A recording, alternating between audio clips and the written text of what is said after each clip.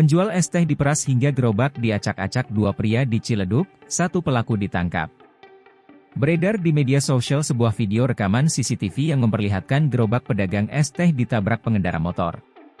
Peristiwa tersebut terjadi di Jalan Sunan Gunung Jati, Kelurahan Paninggilan, Kecamatan Ciledug, Kota Tangerang, pada Jumat, 14 Februari 2025, sekira pukul 18 waktu Indonesia Barat.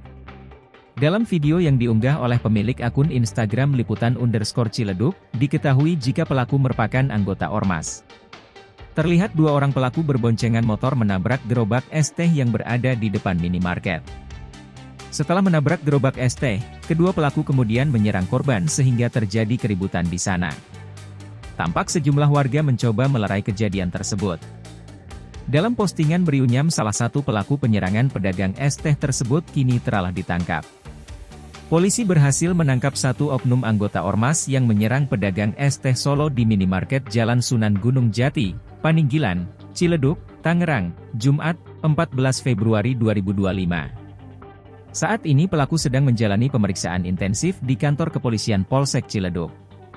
Sementara itu polisi masih melakukan pengejaran satu pelaku lainnya yang berhasil melarikan diri. Akibat penyerangan tersebut korban mengalami luka-luka di beberapa bagian tubuh.